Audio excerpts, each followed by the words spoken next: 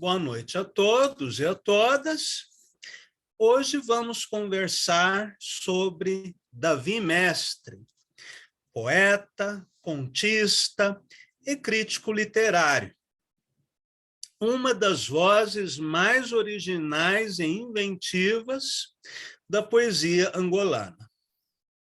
O poeta nasceu em Lourdes, Portugal, em 1948 e faleceu em Almada, também em Portugal, em 1998, aos 50 anos de idade, vítima de um acidente vascular cerebral.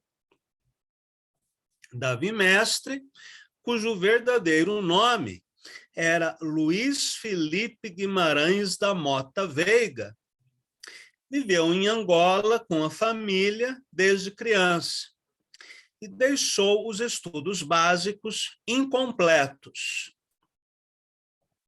Preso por se recusar a cumprir o serviço militar no exército colonial, fugiu 14 vezes, sendo libertado após a Revolução dos Cravos e a queda do regime salazarista. Durante a Guerra Civil Angolana, lutou nas fileiras do MPLA contra a UNITA e as forças da África do Sul. Davi Mestre foi diretor do Jornal de Angola e editor do caderno literário do jornal A Palavra.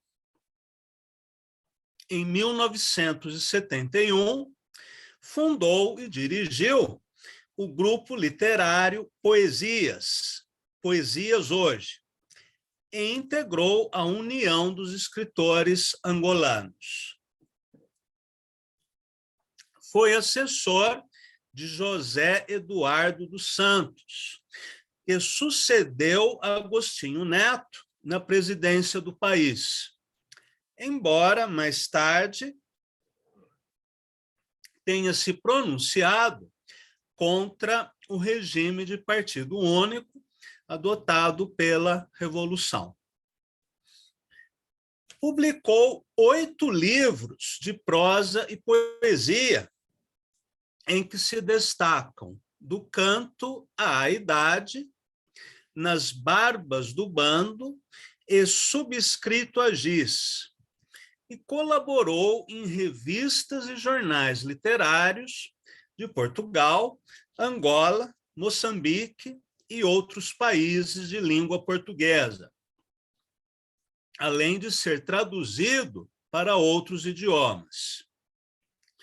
Davi Mestre foi um dos renovadores da poesia angolana na década de 1970, ao lado de Rui Duarte de Carvalho, Arlindo Barbeitos e João Maimona, que nós estudaremos na próxima semana. E exerceu grande influência nos poetas mais jovens. Sua poesia é concisa, minimalista, faz uso do espaço em branco da página e da geometria, aproximando-se de uma estética construtivista. Sua temática aborda a opressão colonial, o racismo, o amor, o erotismo, o processo de criação poética e os bairros pobres de Luanda, em uma escrita próxima ao haikai japonês e à poesia clássica chinesa, por sua ênfase na brevidade e na imagem. Vamos ler e comentar alguns de seus poemas, começando com Portugal Colonial.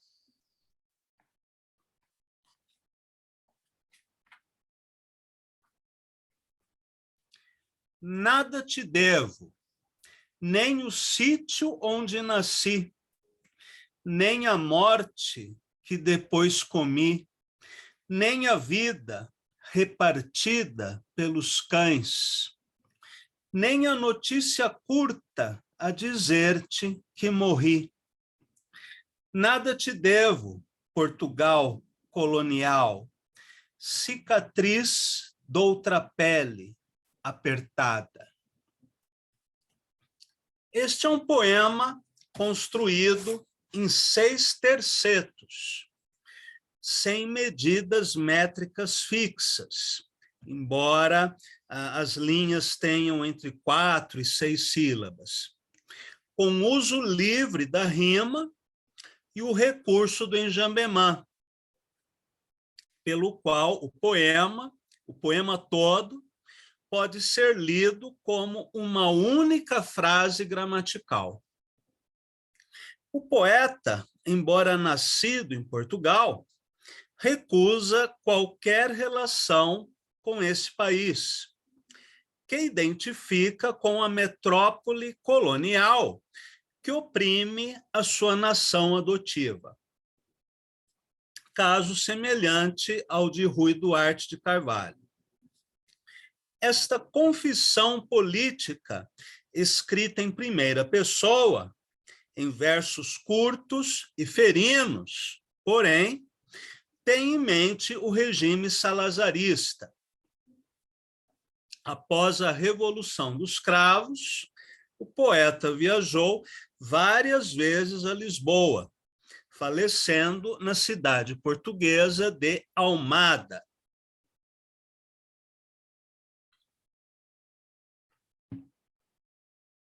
Vamos ler agora o poema Em Soweto, Alexandra. Em Soweto, Alexandra, buzina uma revolta como dentes afiados. As flores agridem a polícia no sexo. Os anjos descem de viaturas blindadas e abrem fogo sobre a multidão. Nessa primeira linha, em Soweto, Alexandra, nós temos a figura da apóstrofe, que é quando, em um poema, você se refere a uma outra pessoa com quem supostamente você estaria dialogando. O poema é dividido em 3 tercetos e 2 versos isolados. E Davi Mestre faz referência a Soweto, cidade próxima a Joanesburgo, na África do Sul, famosa pelos protestos da população negra contra o regime racista do apartheid. Soweto foi estabelecida em 1963 para juntar, sob a mesma administração, vários bairros negros, conforme as leis do regime sul-africano, que destinava áreas residenciais diferentes para brancos e negros. Em 1976, aconteceu ali uma grande manifestação contra o apartheid, que sofreu uma violenta ação policial que resultou em cerca de 700 mortos, no chamado Massacre de Soweto. Aliás, há uma dança dos números. Há quem fale em 79 mortos, em 250 mortos, ou até 700 mortos. Davi Mestre aborda o fato histórico usando recursos como a metonímia. Buzina uma revolta como dentes afiados. A metáfora. As flores agridem a polícia no sexo, que remete ainda àquela célebre imagem, né, de 68, de maio de 68, em que jovens ofereciam flores à polícia. E há ainda o uso da ironia. Os anjos descem de viaturas blindadas e abrem fogo sobre a multidão. Lembrando que o regime do apartheid tinha como suposta justificativa, né, religiosa uma interpretação do episódio de Noé no Antigo Testamento, que, aliás, várias igrejas, né, neo-evangélicas usam esse episódio para estigmatizar o negro. Diz esse relato que, após a barca, né, de Noé desembarcar, né, no Novo Mundo, Noé estava tomando banho e um de seus filhos ouviu nu e deu uma risada. Essa risada, né, do filho de Noé tem, no mínimo, duas interpretações, né? A primeira, ele simplesmente achou engraçado o pai tomando banho. A segunda interpretação é que seria um riso malicioso, né? Um riso de atração homoafetiva, e que Noé teria castigado esse filho e todos os seus descendentes. Obviamente, né, que o rapaz era negro. Daí que haveria uma culpa coletiva, né, de todas as pessoas negras que nasceram depois da morte de Noé, pelo fato de que o moleque riu do pai tomando banho. Inclusive, aquele suposto pastor, né, Marcos Feliciano, também fez referência a esse episódio. E esse relato foi usado, inclusive, pela Igreja Protestante, né, sul-africana, como justificativa para o sistema do apartheid. Bem, continuando. Nigaieta de Beiço. Este é um poema bem diferente, que está na página 103. Cantarei as tuas coxas entre o pano, abertas... Perdão, vou iniciar a leitura de novo. Cantarei as tuas coxas entre parênteses, o pano, abertas. O clamor da minha língua, entre parênteses, em guarda. O oiro, o mel, o silêncio cúmplice. A arca da tua boca magra.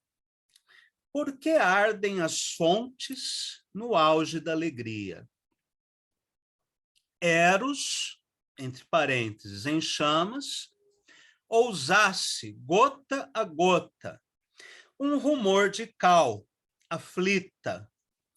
Tu tem nigaieta de beiço, morro d'amor lá. Este é um poema com uma estrutura geométrica que utiliza a espacialização das linhas e a fragmentação dos versos à maneira da poesia concreta.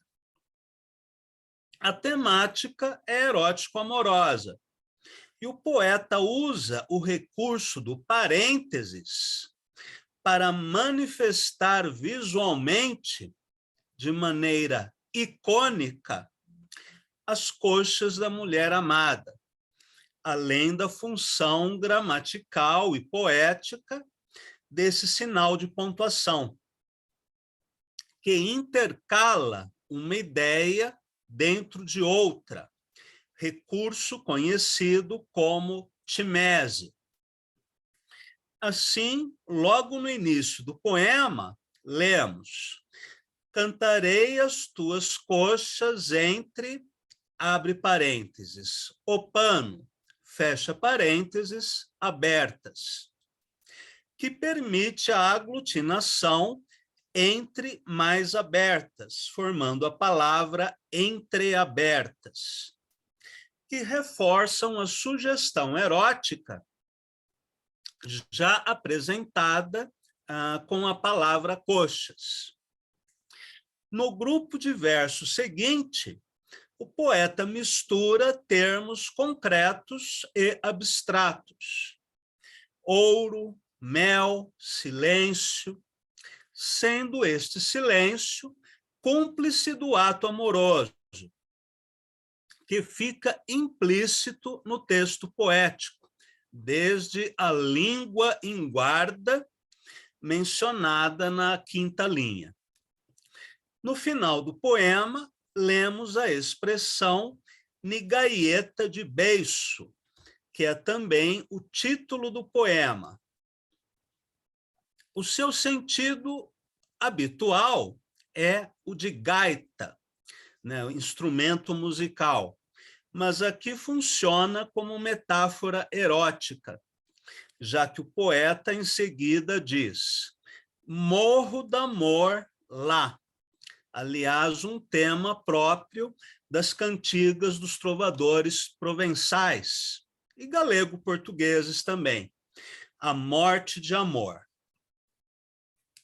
Depois de 2 poemas políticos e um poema erótico, vamos a um poema metalinguístico, intitulado Obra Cega. Nada sei, e o que presumo emudeceu de perfeição. Obscura pauta entre as mandíbulas, oro, sentindo a estepe na planta dos pés. Escrito a cal, este esboço, obra cega, de merda, seca e sal. Boa noite, anjo azul. Olhar com menino, por trás. Só a dor imita o cursivo oculto da adaga, tinta de sonhos. Indiferido, noutra álgebra, uma sombra alojou o coração.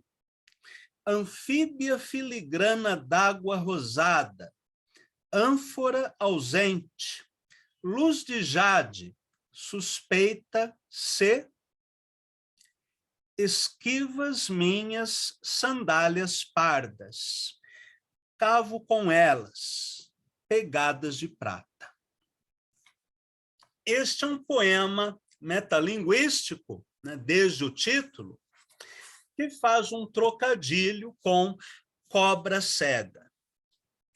É dividido em 5 partes, com relativa independência entre si, e separadas por asteriscos. Essa estrutura permite a relação de analogia e não de continuidade entre as partes que a compõem.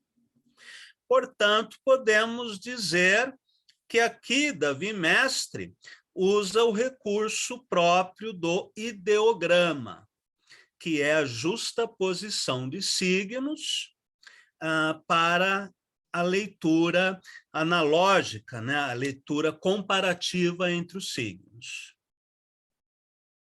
Na primeira, o autor afirma o seu desconhecimento em relação às coisas, usando as metáforas da cegueira e da mudez. Na segunda, ele nos apresenta a sensação do tato com a estepe sob os seus pés. Na terceira, apresenta sua poesia como esboço, algo escrito a cal e próximo à merda, o que recorda o poema de João Cabral de Melo Neto, a Antiode, que compara a poesia com as fezes. Na quarta estrofe, ou na quarta seção do poema, mais enigmática e metafórica, ele relaciona a rigidez da matemática aos afetos do coração, que formam uma anfíbia filigrana. Anfíbia porque desliza, né, entre o coração e a mente.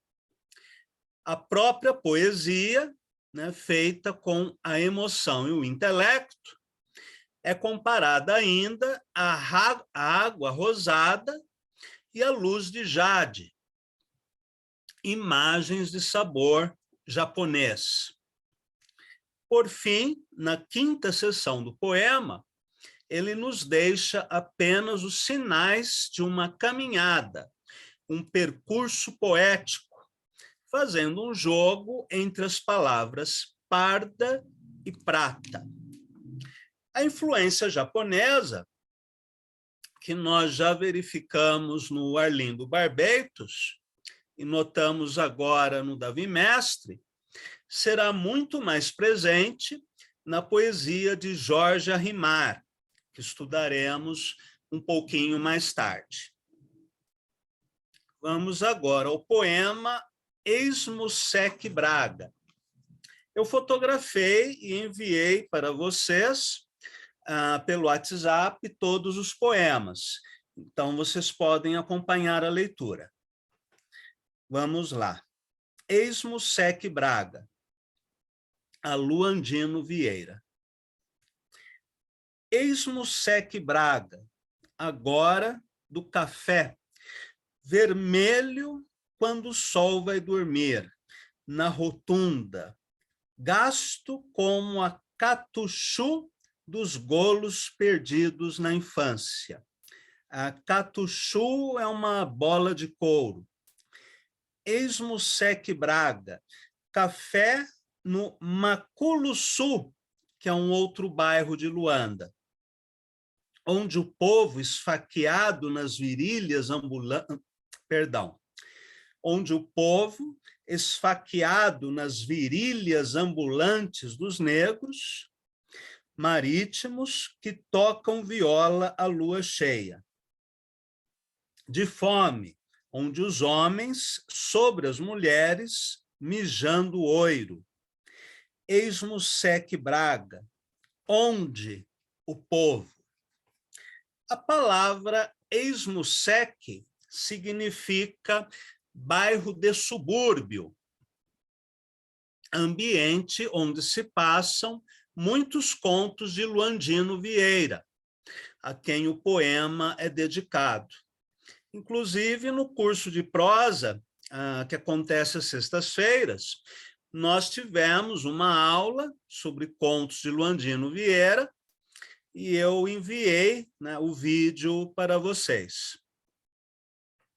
Nesta peça, Davi Mestre usa novamente a espacialização das linhas e a fragmentação das frases, ainda que sem romper com a lógica sintático-discursiva. Estão presentes aqui cenas recortadas de cafés, marinheiros que tocam viola à lua, negros esfaqueados nas virilhas, prostitutas e outros personagens de um quadro de exclusão, fome e pobreza. As cenas são apresentadas em sequência, como numa montagem de cenas cinematográficas. Todos esses poemas que eu li para vocês foram do livro que eu organizei, né, para a Lume, O Visongo, 13 Poetas de Angola. Agora eu vou ler mais alguns poemas da antologia Poesia Africana de Língua Portuguesa, organizada pelo Arlindo Barbetos e a Maria Alexandre Dáskalos, e também pela Lívia Apa. Infelizmente, não há livros de Davi Mestre publicados no Brasil.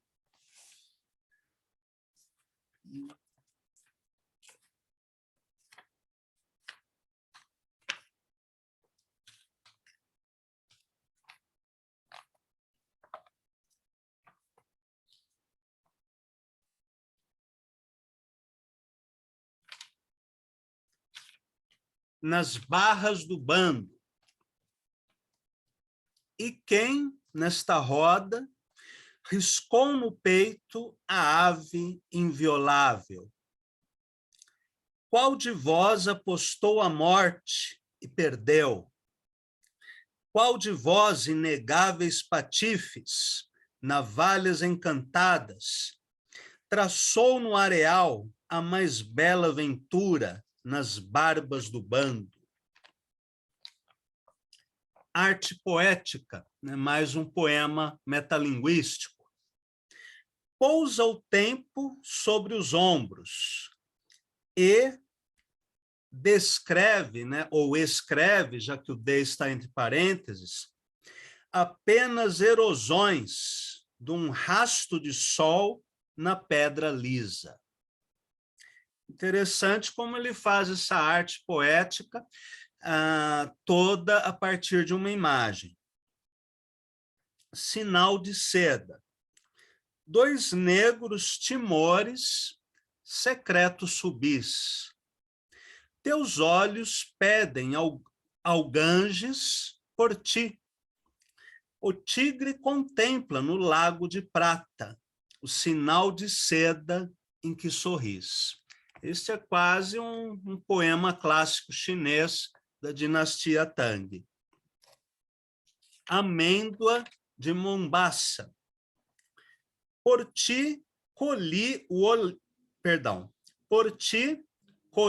luar na cabaça, comi o retrato na vidraça, feri o gargalo na taça, bebi onde bebe a caça, por ti, por tua amêndoa de Mombaça. O interessante nesse último poema é que todo ele é construído a partir de impossibilidades, né, como colher o luar na cabaça, né, comer um retrato na vidraça, e assim por diante. E estes são os poemas, né, que eu selecionei para apresentar hoje a vocês. Vamos abrir para perguntas e comentários. E na próxima semana conversaremos sobre a poesia de João Maimona.